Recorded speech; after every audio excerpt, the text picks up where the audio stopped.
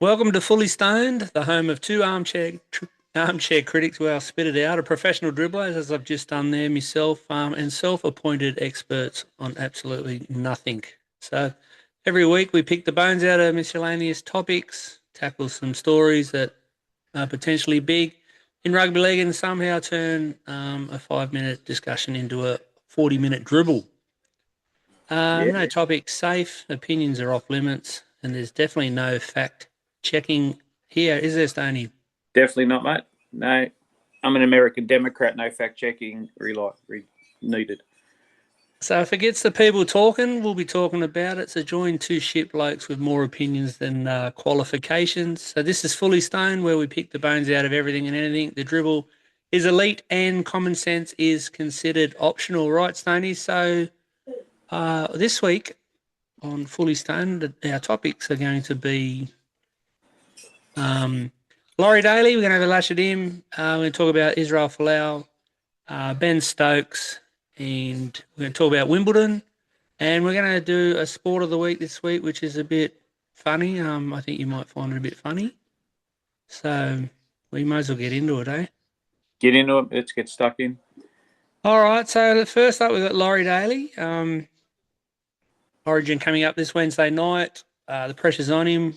It's 1-1 in the series. They go up to Suncorp. So first question for you, mate, is has Laurie Daly been consistent with his selection philosophy, or has he contradicted himself from game to game? Definitely contradicted himself. There's no rhyme or reason. The poor bugger. I think he's damned if he does and damned if he doesn't with a lot of the selections and everything. There's dropping players for one game, bringing them back in. He's burnt that Dylan Lucas. Now he brought him in and said he wants to give an opportunity. Did he really do anything wrong in that second game? No, that's right. He made 40 tackles. Correct. Should never have dropped Tamale in the first place to give him a chance. That's what he said. And when he got the chance, he done nothing wrong, and now he's gone again. That's just one instance. It makes zero sense. You pick Coruscant for impact off the bench. You don't play him a minute, and then all of a sudden he disappears. He's not even in the squad anymore. I know they're saying, because Brayley wasn't available for game two. It doesn't make any sense to me. None of it. None of it does. I agree with some changes, but I just don't agree with the reasoning. And at the start of the series, he said he's picking the team on form. Yeah. He picks the first team, and there were some players that he picked in that team that were definitely not in form. Yep. And then he's dropped players for no reason whatsoever. Yep. Which leads me to this next question. Are some players being dropped after one poor performance while others seem to get unlimited chances? Who has benefited the most out of all that? Well, apart from Queensland supporters. Well, there's one prime candidate, isn't it? Moses. Like Moses was selected after being injured, had an absolute a 1 out of 10 game in Origin. And then hang on, before you go on, who was the idiot that gave him the one then? They should be shot too. Well, exactly right, mate. Rex Mossop wouldn't have gave him one back in the day, that's for sure, would he? I was trying to be, just because he ran it on the field and didn't fall over and injure himself. That's why he gets the one. Yeah, and then what does he do, though? He goes back to park footy, and you think, he's going to dust himself off, pick himself up, and away he goes. And he plays an even worse game. He probably gets a 0 for the game against South Sydney against the depleted South Sydney. He couldn't even perform there. Yet, he's picked back in the halves again. So he's one that's benefited from it, hasn't he? That's exactly right. So the next question would be, should Origin jerseys be earned on current NRL form, like as I said, Daly said before the series started, or should past Origin performances carry more weight? Has Daly got that balance right? Oh, I don't think he has. I think there's players in there that shouldn't be there. Look, I can understand the Liam Martin coming back in. He's been injured and everything else, but they need his mongrel, don't they, into the side. So I'm quite happy for him to come straight back in. But should it be at the expense of, should Victor Radley have been dropped because he's also got the mongrel you need? So it's a balance. I like Reece Robson, but did he really offer much from dummy half? He's a tackling machine, but he doesn't offer much in attack. He daily says, "Oh, I've seen him at the Roosters, and his attacking's improved and everything." Well, he hasn't really. Not at East, not that I've seen, and I watch every Roosters game. Yeah.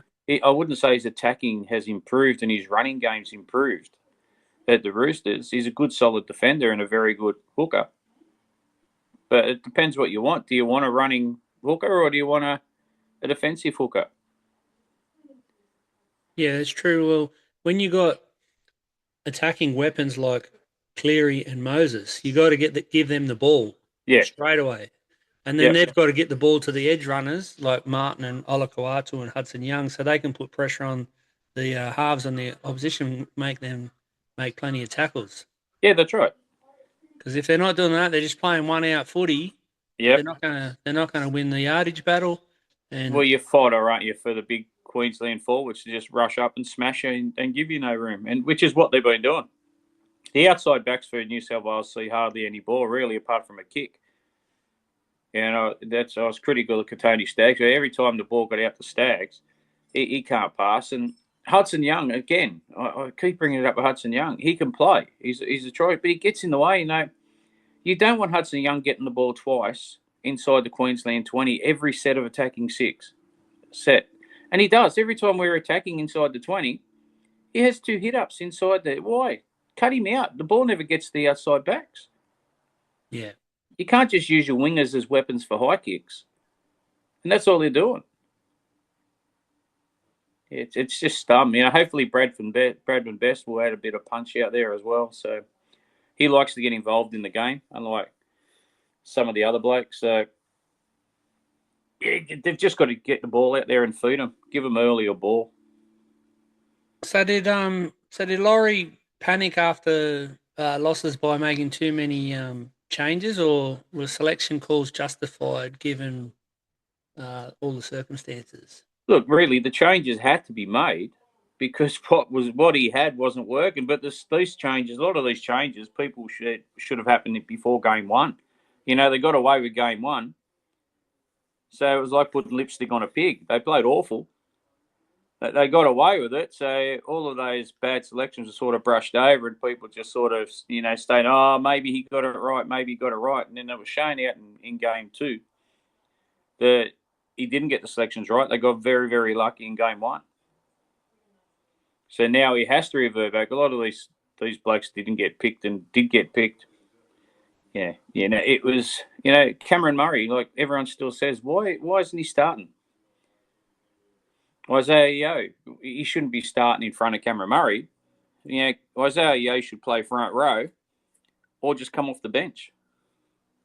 He's not the link. His link at Penrith doesn't work, especially when you've got a Moses in the side who wants the ball as well. So, you don't want a link back rower in Origin if you've got 2 ball-playing halves. Yeah, as I said, you just got to get it to them as quick as possible. Correct. He just gets in the way otherwise, and it slows everything up. Yeah, that's why I call him Twinkle Toes. Yeah, and he's a hell of a player. Don't get me wrong. He's a hell of a player, and he's great at club level for that. Because Cleary's usually by himself in the halves at Penrith, isn't he? He's got a couple of part-timers who play outside him, like there's a Cogger who's there at the moment, and all these fill-in players around him, so he can be Mr. Dominant.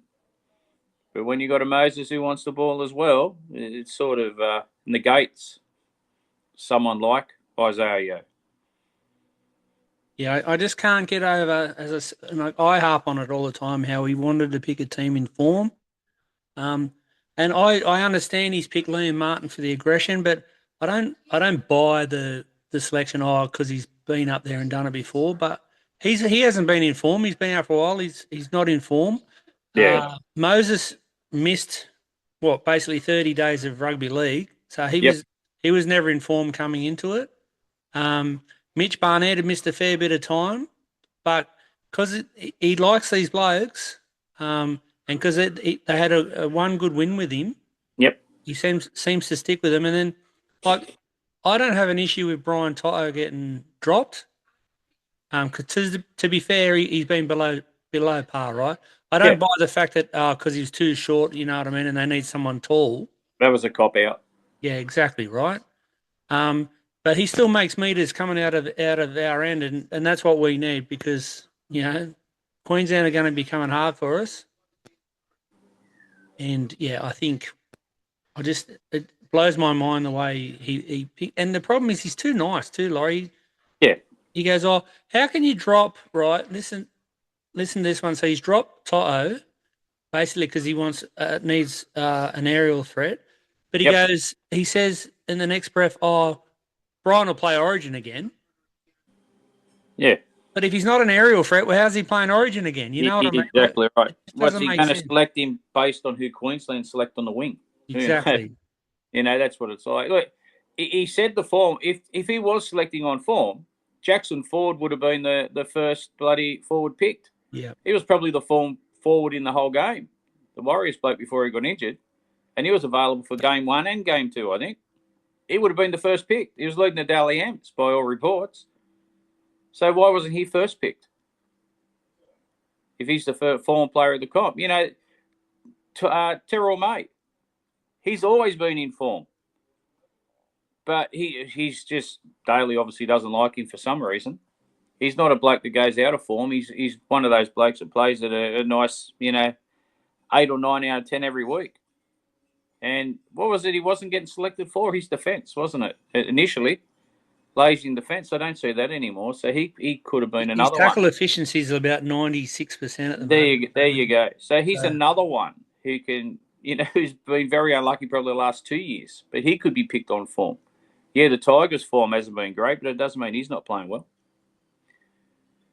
well, it's good enough. Well, the Dogs haven't been great, but he still picks Crichton. Oh well, yeah. Crichton's form up until 2 weeks ago was terrible, and he And still got. I'd probably argue even 2 weeks ago. I think last week he was okay, but the week Yeah, before, nothing yeah. special. No, he was ordinary. You're right. He was So right. So he's been picked on past reputation.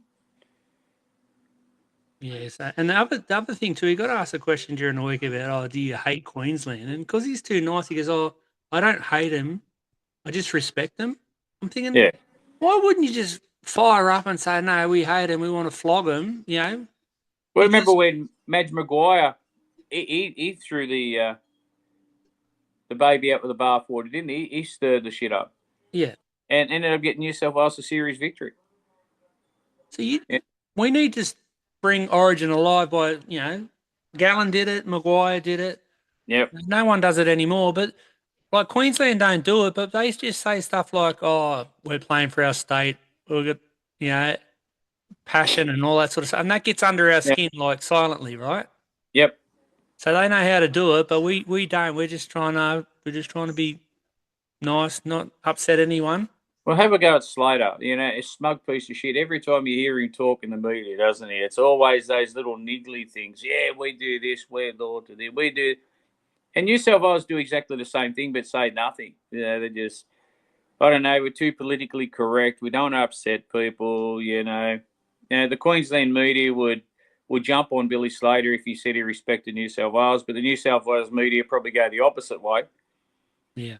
And if Daly jumps on Queensland, oh no, he shouldn't be inciting Queensland and shouldn't be firing them up, blah, blah. Whatever. It's state of origin. And the funny thing It's too, stuck in. so everyone's bagging Moses because he'd been out for so long. They Yep. hadn't played and he got picked. Carrigan's missed 5 weeks of football. Yep.